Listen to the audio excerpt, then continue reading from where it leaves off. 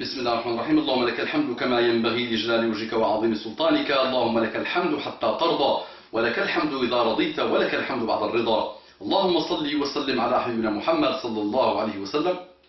صل وسلم على الحبيب البكي صلى الله عليه وسلم. نبي الله رسول الله حبيب الله وشفيع الله.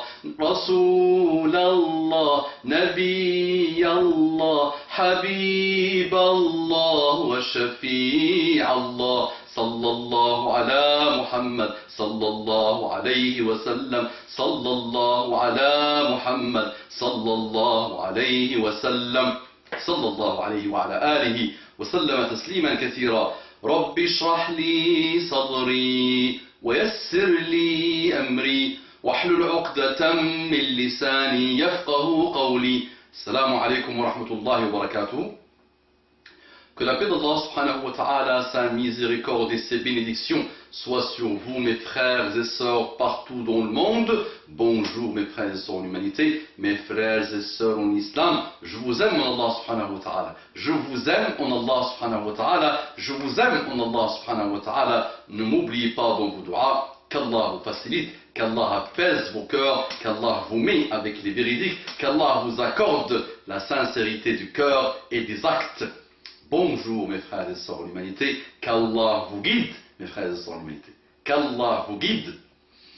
Si, respecte, comme disait Ali ibn Abi Talib, respecte ton frère, car s'il n'est pas ton frère en religion, il est ton frère en humanité. Respecte ton frère, car s'il n'est pas ton frère en religion, il est ton frère en humanité. Qu'Allah vous guide, mes frères et sœurs en l'humanité. On rentre directement dans le vif du sujet. Il me dit, ce frère, salam alaikum.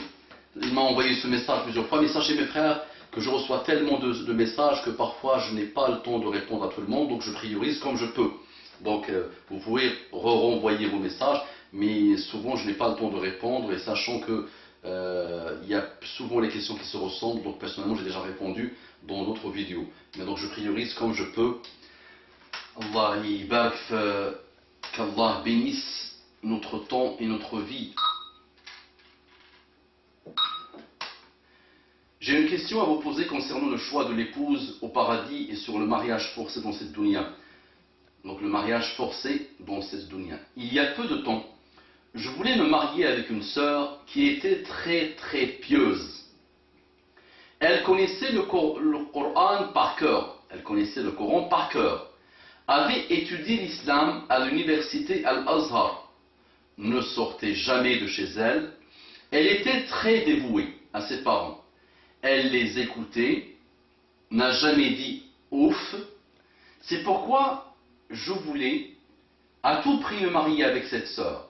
On a commencé à discuter sur le mariage et les conditions de chacun. Et subhanallah, on avait exactement les mêmes attentes, les mêmes projets dans la vie et en islam. Elle me disait que je serais son mari idéal, qu'elle a toujours voulu une personne comme moi. Néanmoins, le jour où elle l'a annoncé à ses parents, ce fut une catastrophe. Sa mère a refusé, sans même laisser l'opportunité de lui parler. Elle lui a dit qu'elle ne voulait pas car elle l'avait déjà donné à quelqu'un d'autre. La sœur était choquée car sa mère l'avait déjà mariée sans lui dire quoi que ce soit auparavant. Cette sœur a donc refusé de se marier avec une personne qu'elle n'aime pas. Entre parenthèses, elle a refusé plusieurs demandes de cette personne par le passé. De plus, cette personne ne correspondait pas du tout à ses critères, aussi bien physiques que spirituels. Sa mère a donc commencé à l'insulter. Elle l'a maltraité pendant 2 semaines. Puis un jour, la sœur a insisté pour que sa mère me laisse une chance de lui parler et me présenter. Et à ce moment, sa mère a pris une barre de fer et elle lui a trappé le dos plusieurs fois, lui laissant des traces bleues et rouges dans le dos. Donc elle l'a attrapé avec une barre de fer, et lui a laissé des traces bleues et rouges dans le dos. Ensuite, elle l'a volontairement inondé, elle a volontairement inondé la maison avec de l'eau et elle a répandu du vinaigre et du ketchup sur le sol en demandant à sa fille de nettoyer. Tout ceci pour faire des pressions psychologiques. En fin de jour qui a suivi, la sœur a tenté d'expliquer à sa mère qu'elle voulait se marier avec moi. Elles ont commencé à avoir une dispute.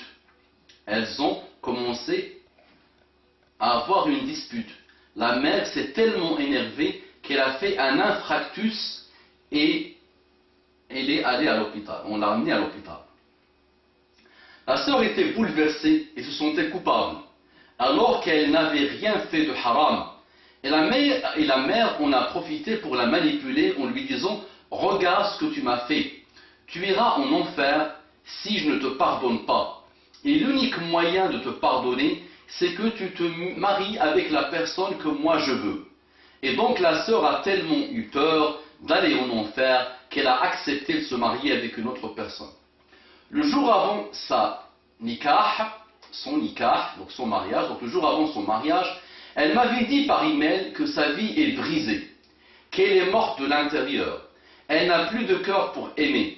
Elle m'a dit qu'elle avait accepté la proposition de sa mère pour ne pas aller en enfer et qu'elle détestait la personne avec qui elle allait se marier. Elle m'a aussi dit que jamais elle allait être heureuse dans cette dunya car elle n'a pas pu se marier avec moi. J'étais le mari dont elle rêvait. Enfin, elle m'a dit que tous les jours, elle faisait des doigts pour demander à Allah que je sois son époux au Jannah. La sœur m'a dit qu'elle ne pardonnerait pas à ses parents pour lui avoir forcé de se marier avec quelqu'un autre alors qu'en islam,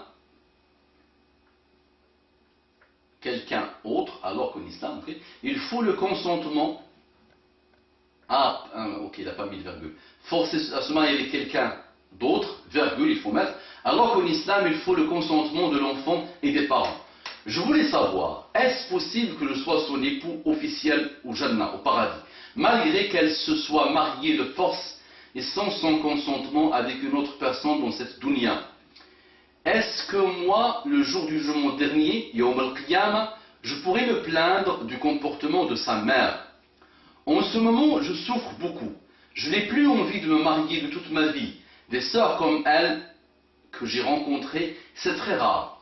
Je préfère rester célibataire, faire beaucoup de jeûnes, siyam, donc jeûner beaucoup, faire le siyam, en attendant qu'Allah me rappelle à lui. Je ferai des doigts aussi pour qu'il me donne cette sœur comme femme du Jannah. Dernière question. Donc la dernière question, on la traitera Inch'Allah une autre fois. La ilaha illallah. Takbir. Takbir. Allahu Akbar. Takbir. Allahu Akbar. Ce type de mème, subhanallah, donne une indication sur la bassesse dans laquelle la Ummah actuelle vit. La génération des parents, illa man rahima rabbi, et la génération des jeunes aussi, illa man rahima rabbi, sauf ceux qui ont été touchés par la miséricorde d'Allah subhanahu wa ta'ala, sont dans la débauche totale, sont dans l'ihtilal al-aqli, la déviation de la cervelle, l'ihtilal al-khuluqi, la déviation du comportement, et dans l'ihtilal al-qalbi, la déviation des cœurs. Les parents, wallah yarda alaykum les parents, wattaqu Allah, wakhzu ash-shaytan, wa dammartu hayat awladkum, wa dayya'tu hayat awladkum, wa tarbiya ma rabbitu walu, wa ma dartu shay. Et en plus, quand ils grandissent msakin, et quand Allah subhanahu wa ta'ala les regarde avec sa miséricorde, et qu'il goûte à la guider, vous venez pour détruire le peu de choses qu'il leur reste msakin dans la vie. Donc ça c'est un conseil pour les parents. Touboul Allah subhanahu wa ta'ala, dans les pays musulmans et dans les pays européens, cette question est toujours posée. Toujours posée. Al-Adl. Récemment on a fait ce week-end une conférence sur l'Adl. L'Adl c'est un homme vient demander ta femme, ta fille ou ta soeur au mariage, ou quelqu'un pour qui tu es le wali. Il vient la demander au mariage alors qu'il a tout ce qu'il faut en religion et comportement. et il a l'istita'a, il a la capacité de se marier en termes de moralité, de bien, de comportement, tout ce qu'il faut, et de responsabilité, de sagesse, il a tout ce qu'il faut pour se marier, et tu lui dis non pour des raisons shaytaniya, pour des raisons sataniques, pour des bassesses, pour des mesquineries, pour ton égoïsme. La hawla wa la quwwata illa billah. Ça s'appelle l'adl, et l'adl haram, haram, strictement haram. Donc ça c'est le premier volet de cette question. Wal-walidin, tubu Allah subhanahu wa ta'ala. Deuxième volet de cette question, parce qu'il y a tellement de volets dedans. Qui t'a dit que tu as la possibilité de marier cette fille? Qui te l'a dit? Tu es le wali de cette fille? Non, tu n'es pas le wali de cette fille. Eh oui, la mère n'est pas le wali de la fille. Vous, d'où on tient ce type de malheur? Si cette fille n'a pas de père, l'oncle peut être le wali. Si l'oncle ne peut pas être le wali, si elle n'a pas d'oncle, le grand-père peut être le wali. Si le grand-père n'est pas là, le frère peut être le wali, mais ce n'est pas la mère. Donc si elle l'avait déjà marié, et si elle pensait qu'elle avait déjà marié, ce mariage, il ne vaut rien. Maintenant, le cinéma qu'elle a joué, troisième volet de la question. Cinéma que les mères jouent et les pères jouent. Voilà, je mets pression physique, donc je tapais quelqu'un, mais vous avez des cœurs de malade mental, billah. Moi je vous dis, moi je suis direct et frontal. Ça c'est des cœurs de malade mental. Et le malade mental lui-même a un cœur pur, un cœur blanc. Non, ça c'est des cœurs de pervers, billah.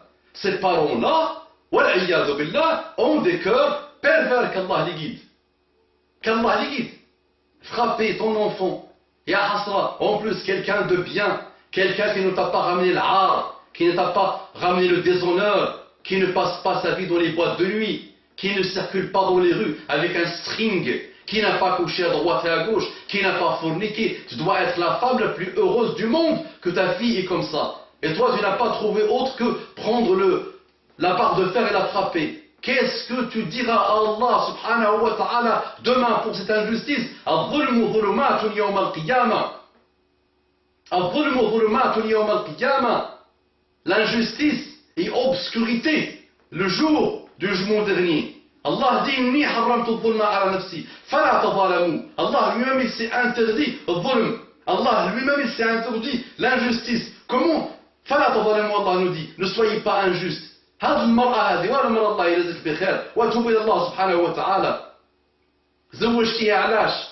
زوجتيها لان بيرفير علاش؟ زوجتيها لان autre qu'elle ne veut pas alors interdit en islam. Il faut qu'elle donne son accord. Son wali lui-même n'a pas le droit de la marier avec quelqu'un qu'elle ne veut pas. Son wali est un conseiller, son tuteur est un conseiller. Toi tu es quoi pour elle? Tu es sa mère, alhamdoulilah. Mais qui t'a donné le droit de la marier ou de décider de son mariage? Et de la marier avec quelqu'un qu'elle n'aime pas. C'est interdit pour le tuteur. Donc imagine, pour toi, jeune femme, qui n'est pas la tuteur de cette femme, de cette fille. Toubou Allah, les parents. Wa toubou Allah. Repentez-vous auprès d'Allah subhanahu wa ta'ala. Quatrième volet de cette question. Si tu te maries avec celui-là, tu ne seras pas au paradis. Qui l'a dit? Tu seras en enfer. Qui l'a dit? D'où est le tien? La maman a dit. Fin jabta? Fin kharajta? Fin qaratha? Qaratha dans le Coran ou dans la Sunna? Fin?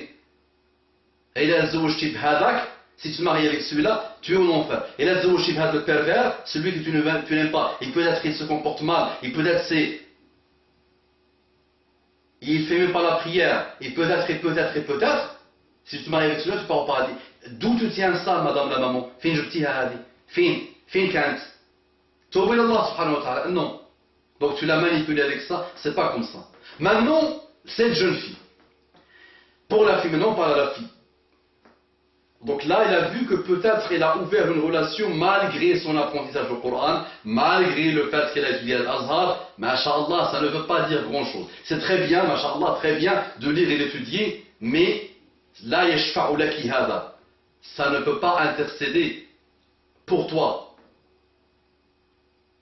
en disant que je peux faire ce type de péché. Donc si tu t'es lié d'amitié ou d'amour avec quelqu'un qui n'est pas passé directement par la porte et qui est passé par la fenêtre, c'est-à-dire que tu as eu un lien avec lui, je ne sais pas, je le lis entre les lignes ça, et il ne le dit pas directement, mais je vois quand même un amour qui s'est développé Beaucoup, beaucoup, beaucoup. Donc il y a eu peut-être des appels téléphoniques, il y a eu du chat, il y a eu des choses peut-être mauvaises. Peut-être. Je dis n'importe quoi peut-être. Donc là, c'est pas bien. Maintenant, jeune femme, est-ce que tu sais, tu as déjà entendu parler à l'Azhar ou le Coran? Est-ce que tu as déjà entendu parler du Qadar? C'est le 6e de la foi. Se contenter du destin d'Allah subhanahu wa ta'ala, qu'il soit bon, qu'il soit mauvais, c'est le 6e de la foi. Et souvent on prend des choses pour bonnes alors qu'elles sont mauvaises, et souvent on prend notre destin comme mauvais alors qu'il est bon. Des choses qu'on prend comme mauvaises, elles sont bonnes pour nous, et des choses qu'on prend pour bonnes initialement, elles s'avèrent après qu'elles sont très mauvaises. Et le Nabi sallallahu alayhi wa sallam, ajaban, il a dit ajaban li amr al-mu'mini. Donc il s'étonnait de l'affaire du mu'min, du croyant. Amruhu, donc toutes ces affaires, il a le khair dedans, il a le bien dedans. Amruhu kulluhu khair. Tout ce qu'il fait, tout ce qu'il subit, tout ce qu'il reçoit, c'est un khair pour lui. Il a massatu sarra'un shakar, quand il est touché par quelque chose de bien, il remercie Allah. Wa idha massatu darra'un sabar. Et quand il est touché par quelque chose de mal, sabar, il patiente. Wa laysa dhalika illa lil mu'min. Cette qualité, cette caractéristique, le seul qui peut l'avoir, c'est le croyant, le vrai croyant. Ça veut dire remercier Allah quand il y a le bien et patienter. Jeune femme, il est où la patience? Elle est où l'endurance? Ça, tu montes au ciel. Si Allah ne décide pas que tu te maries avec ce frère, tu montes au ciel. Walou. Donc, sabri, jeune femme. Sabri. Mon frère, toi aussi. Sabr, patiente, Allah yazid bikhair. Un troisième, un quatrième ou le cinquième volet, je me marierai jamais. À l'âge. À l'âge. Mais parfois vous pensez, si tu t'es marié avec elle, peut-être, on ne sait pas, Allahu a'lam, mais si tu t'es marié avec elle, on a vu des cas comme ça. Il s'est marié avec elle, au bout d'un mois, 2 mois, 1 année, ils ont commencé à sortir les sabres. Ils ont commencé à s'entretuer, ils ont commencé à s'insulter. Alors ça, c'est Allah qui le sait. Tu dis amour, jeune monsieur ou la jeune femme, au moment où il y a l'aqd islamique. Dès qu'elle devient ta femme, c'est là où l'amour intervient. C'est là où tu dois évaluer un peu ton amour et évoluer dans ton amour avec elle jusqu'à la mort. Mais tant que tu n'as pas eu ça, c'est Shaitan a beaucoup joué à l'intérieur. On a vu des femmes qui avaient appris le Coran et qui avaient étudié l'islam se marier. Et elles étaient pires que Shaitan, quelques-unes. Là, on ne généralise pas, mais quelques-unes. Et on a vu des frères prétendant qu'ils étaient des gens bien, qu'ils avaient appris beaucoup de choses, masha'Allah, et ils étaient des shayatins ou l'a'iyadu billah. Et il y a eu des cas, alhamdulillah, qui se sont mariés, ça s'est très bien passé. Donc là, c'est Allah qui sait. C'est le destin d'Allah subhanahu wa ta'ala qui sait. Donc, qu'Allah te facilite, ya akhi, c'est pas haram, c'est pas interdit de vouloir se marier. Les cas, j'ai terminé, al-mutahabin, ce qu'ils doivent faire, c'est se marier. Ceux qui s'aiment, je l'ai vu de loin, c'est la copine de ma soeur, c'est ici, c'est ça, je l'ai vu de loin, j'ai apprécié, j'ai respecté son comportement, j'ai senti quelque chose au niveau de mon cœur, ça, on ne peut pas le contrôler, d'accord? À ce moment-là, je parle de mon acte, mon mariage, et ils acceptent, alhamdoulilah, ils n'acceptent pas, alhamdoulilah. Maintenant, pour cette jeune femme qui a subi une mère malade mentale ou perverse ou à côté de la plaque, ou ajiba, subhanallah, halouha, il vaut mieux ne pas se marier avec un prétendant que les parents ne veulent pas. Donc soit tu essayes avec elle comme tu peux, en faisant intervenir des gens bien, des gens qui peuvent influencer sur elle, des gens de science, des gens de sagesse, pour l'influencer. Si tu vois qu'elle ne veut pas, qu'elle ne veut rien entendre, qu'elle va jouer l'infarctus de myocarde, qu'elle va commencer à faire des choses incontrôlables, il vaut mieux se sacrifier.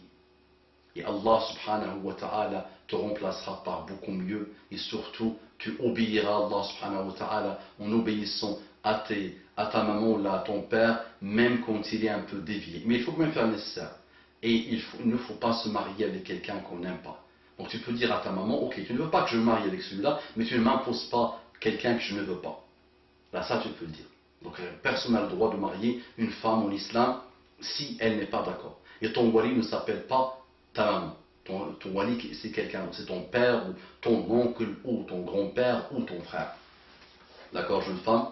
Donc c'est une histoire compliquée, complexe. Ne crois pas, mon frère, que tu es le seul à vivre cette histoire. Ne crois pas, ma soeur, que tu es la seule à vivre cette histoire. Regarde maintenant, le mal est fait. Tu t'es marié, tu as accepté. Donc, si tu as bien appris le Coran, travaille sur ce monsieur avec qui tu étais marié, travaille sur lui, Inch'Allah, pour qu'il devienne quelqu'un de bien, et sors le frère Hada de ton cœur, parce que c'est haram, c'est strictement haram de lui vouer de l'amour alors que tu t'es marié. Maintenant tu es marié, jeune femme. Voilà. Utilise ton Coran, utilise Hada, sabr, et déploie-toi pour qu'Allah guide ton mari et pour qu'Allah mette l'amour dans ton cœur pour lui et qu'il mette de l'amour dans son cœur pour toi. D'accord? Et si jamais ça ne marche pas, ne sois pas injuste avec lui. Dans des cas exceptionnels, tu peux demander le divorce. Et si ce frère t'aime vraiment, à ce moment-là, tu te marieras avec lui. Mais ne m'appelez pas dans 5 ans ou là 6 ans, n'appelez pas quelqu'un dans 5 ans ou dans 6 ans pour dire on s'est entretué, ou là on ne s'est pas aimé, ou là on a ça, on a ci. Donc attention, méfiez-vous de ces amours et de ces sentiments. Et là, il y a toujours Shaitan, il n'est jamais loin de ce type de choses. أقول قولي هذا واستغفر الله لي ولكم فاستغفروه كان غفارا رحيما. اللهم اقبلنا وتقبل منا. اللهم صل وسلم على حبيبنا محمد صلى الله عليه وسلم. Osez propager ce type de vidéo. بارك الله فيكم وسامحونا. دعاء الصالح. السلام عليكم.